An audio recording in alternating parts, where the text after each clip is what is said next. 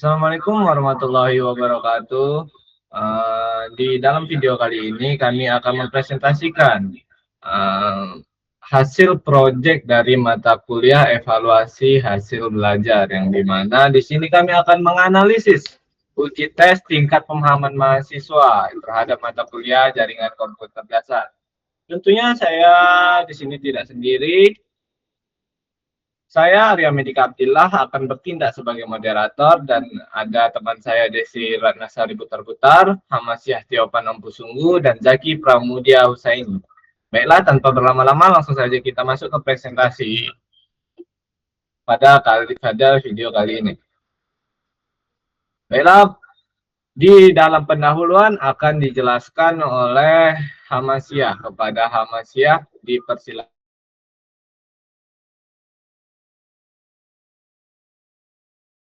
Baik, terima kasih moderator.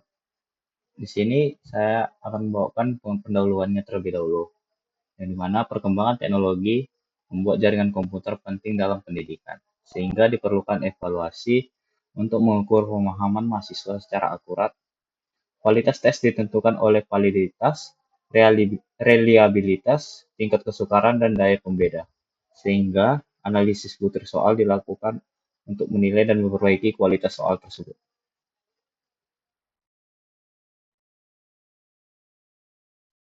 Rumusan masalahnya yaitu satu, bagaimana tingkat validitas butir soal pada mata kuliah jaringan komputer dasar. Kemudian, bagaimana tingkat reliabilitas tes yang digunakan. Yang ketiga yaitu bagaimana tingkat kesukaran pada setiap butir soal. Dan yang terakhir yaitu bagaimana daya pembeda dari masing-masing butir soal tersebut.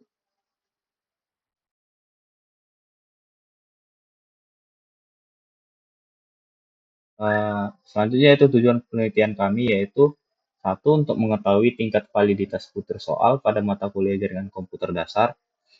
Yang kedua yaitu untuk mengetahui tingkat reliabilitas tes yang akan digunakan. Yang ketiga yaitu untuk mengetahui tingkat kesulitan pada setiap butir soal. Dan yang terakhir yaitu untuk mengetahui daya beda dari masing-masing butir soal tersebut. Baik, sekian materi dari saya kembalikan pada moderator.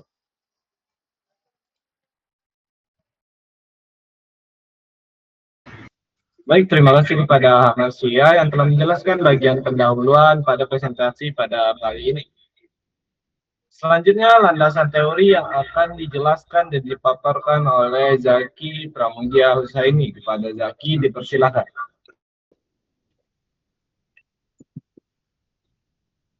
Baik, di sini saya akan menjelaskan landasan teorinya. Yang pertama yaitu konsep validitas butir soal.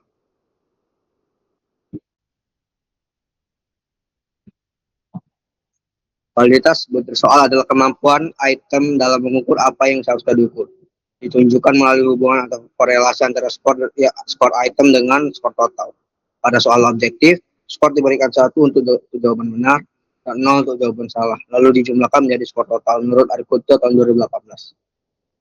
Nah, rumus yang di samping itu adalah rumus yang akan digunakan oleh kami, yaitu menggunakan korelasi produk moment person, di mana rumusnya RXY sama dengan N sigma XY kurang sigma X sigma Y per akar N sigma X kuadrat kurang sigma X kuadrat kali N sigma Y kuadrat kurang sigma Y kuadrat, yang dimana RXY merupakan koefisien validitasnya, X merupakan skor butir soal, Y merupakan skor total, dan N adalah jumlah siswa. Selanjutnya, konsep reliabilitas soal. Reliabilitas adalah tingkat kepercayaan suatu instrumen yang ditunjukkan oleh konsistensi hasil pengukuran. Jika digunakan berulang kali pada kondisi yang sama, hasilnya akan relatif tetap atau stabil. Menurut Farida dan Musyarofa tahun 2021. Nah, rumus yang digunakan yaitu KR20 atau Kuder and Richardson, yang dimana rumusnya R11 sama dengan K per K kurang 1 1 kurang sigma PQ per skor total. R11 merupakan koefisien realitasnya, K merupakan jumlah butir soal, P merupakan proporsi siswa yang menjawab benar, Q sama dengan 1 kurang P, dan sigma PQ merupakan jumlah hasil perkalian P dan Q tiap butirnya. Rumus untuk komponen persoalan itu menggunakan rumus yang bawah, yaitu yang kemudian dijumlahkan semua jadi sigma PQ, lalu dihitung dan dimasukkan ke rumus R11 yang tadi. Selanjutnya, indeks kesukaran butir soal. Tingkat kesukaran menunjukkan berapa sulit suatu soal. Diukur dengan indeks 0 dan 1, di mana nilai besar berarti soal mudah dan kecil berarti sukar. Soal yang baik memiliki tingkat kesukaran seimbang, yang dimana kurang lebih 15% yang mudah, 70-75% yang sedang, dan sisanya 15% yang sukar. Menurut H5 tahun 2022. Nah, rumus yang digunakan itu yang pada umumnya itu indeks kesukaran P sama dengan B per JS. Yang dimana B merupakan jumlah siswa yang jawab benar dan JS adalah jumlah seluruh peserta tes. Selanjutnya, daya pembeda butir soal.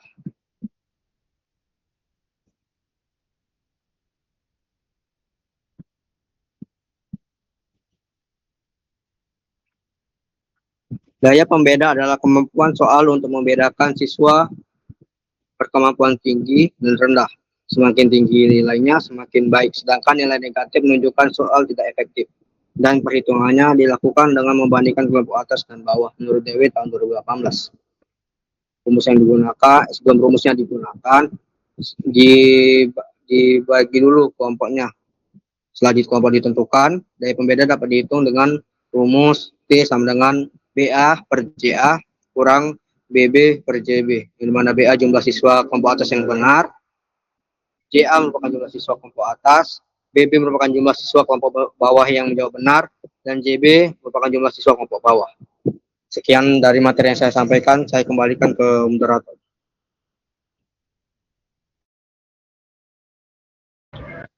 Baik, terima kasih kepada Zaki Pramudiansyah ini yang telah menjelaskan bagian landasan teori. Selanjutnya, metodologi penelitian akan disampaikan oleh Desi Ratnasari. Kepada Desi, dipersilakan. Baik, di sini saya akan menjelaskan tentang materi metodologi penelitian. Nah, jenis dan pendekatan penelitian ini menggunakan jenis penelitian deskriptif dengan pendekatan kualitatif. Nah, jenis penelitian ini dipilih karena bertujuan untuk menggambarkan secara sistematis fakta dan karakteristik populasi atau fenomena yang diteliti. Nah, adapun populasi dan sampel. Nah, populasi dalam penelitian ini adalah seluruh mahasiswa PTIK yang diambil secara acak atau random dengan membagikan link Google Form kepada seluruh mahasiswa PTIK, lalu pemilihan sampel dilakukan dengan secara sukarela dan sampel yang terpilih merupakan responden yang mengisi kuesioner secara lengkap dan sesuai kriteria inklusi penelitian.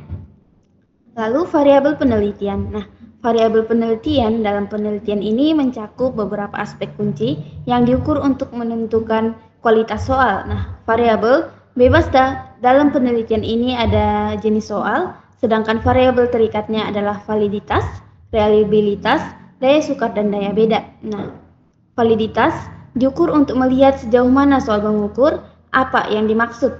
Lalu reliabilitas mengukur konsistensi hasil, daya sukar, menilai tingkat kesulitan soal, dan daya beda, mengukur kemampuan soal membedakan siswa berprestasi tinggi dan rendah. Semua variabel ini diuji melalui analisis statistik untuk memastikan kualitas soal. Lalu adapun teknik pengumpulan data, yaitu pengambilan data dalam penelitian ini dilakukan melalui Google Form yang dibagikan kepada responden. Nah, responden adalah mahasiswa yang terdaftar di prodi PTIK, lalu kuesioner disebarkan secara online untuk memudahkan pengumpulan data secara cepat dan efisien. Lalu setelah itu, kuesioner disebarkan secara online untuk memudahkan pengumpulan secara cepat dan efisien. Nah, setelah kuesioner diisi, data akan diunduh dan dianalisis menggunakan software Excel. Dengan metode ini, diharapkan pengumpulan data berlangsung secara akurat dan menjangkau responden dalam jumlah yang memadai. Sekian materi yang dapat saya sampaikan, saya kembalikan kepada moderator.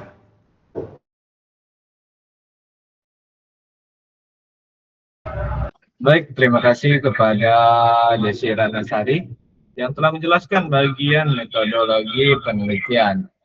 Selanjutnya yaitu bagian hasil penelitian yang akan dijelaskan oleh Hamasiah kembali. Kepada Hamasiah dipersilakan.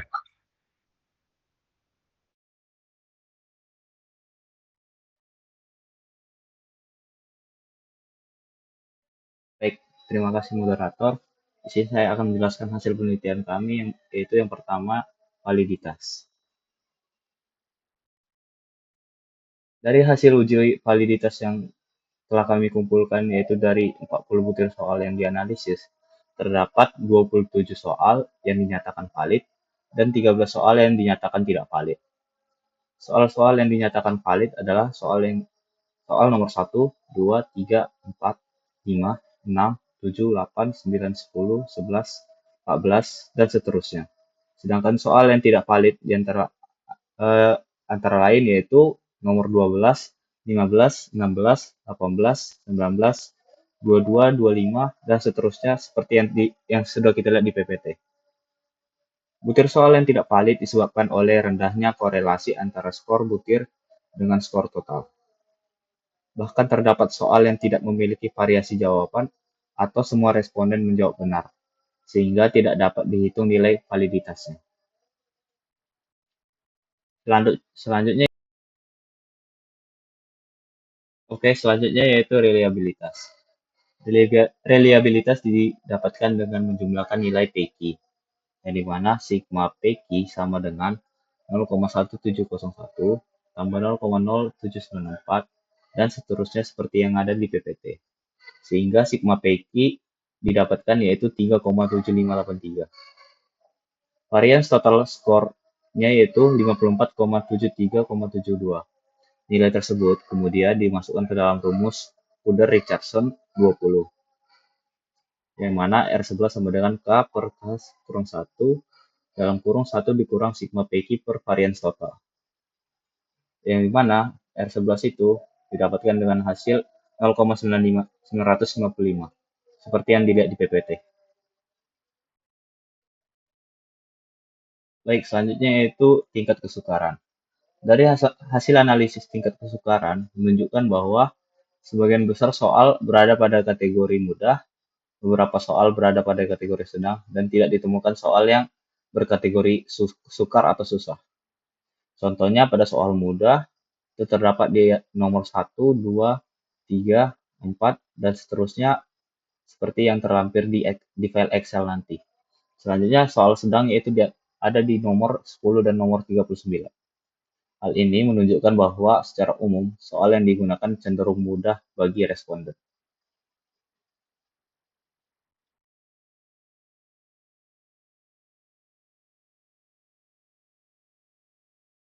Selanjutnya yang terakhir yaitu daya beda. Dari hasil analisis daya pembeda menunjukkan variasi kualitas soal sebagai berikut. Kategori baik yaitu soal nomor 10, 21, 29, 38, dan 40. Untuk kategori cukup, beberapa soal seperti nomor 1, 3, 5, 7, dan seterusnya seperti yang ada di file Excel. Untuk kategori jelek, sebagian besar soal lainnya. Hal ini menunjukkan bahwa tidak semua soal mampu membedakan dengan baik antara mahasiswa yang berkemampuan tinggi dan rendah. Baik, cukup sekian yang bisa saya sampaikan. Saya kembalikan kepada moderator.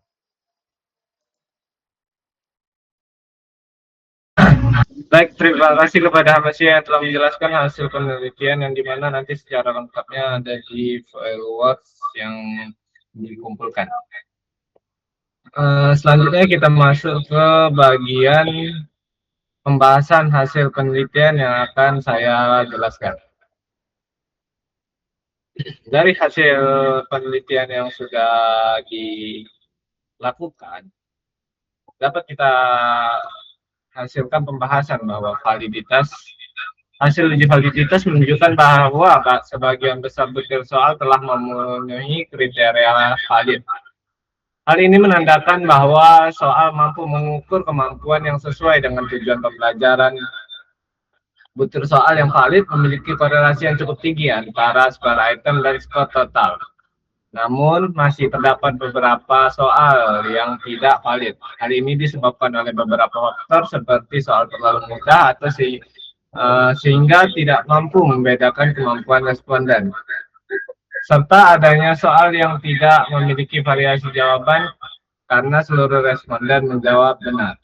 Oleh karena itu, butir soal yang tidak valid akan dibuang baik dari segi isi ke tingkat kesulitan maupun kualitas. Kita masuk ke reliabilitas.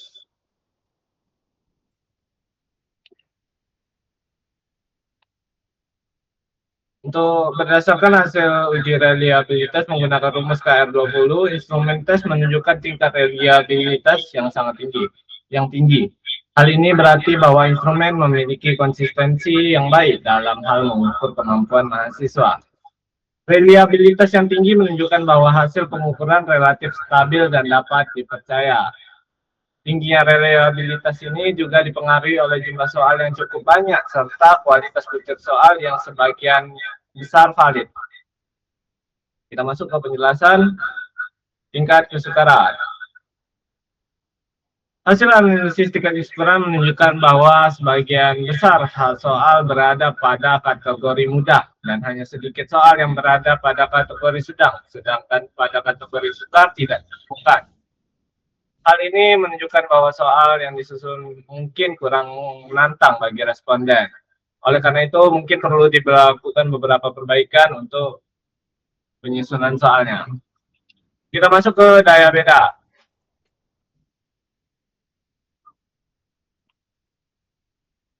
Hasil analisis daya pembeda menunjukkan bahwa sebagian besar butir soal masih berada kategori cukup dan jelek, serta hanya beberapa soal yang memiliki kategori daya pembeda baik. Soal dengan daya pembeda baik mampu membedakan mana mahasiswa yang berkemampuan tinggi dan berkemampuan rendah. Oleh karena itu perlu dilakukan pada beberapa soal yang terutama dalam penyusunan dan pemilihan jawaban yang lebih menarik dan pengecohan yang lebih efektif sehingga dapat meningkatkan kemampuan soal dalam membedakan tingkat kemampuan mahasiswa.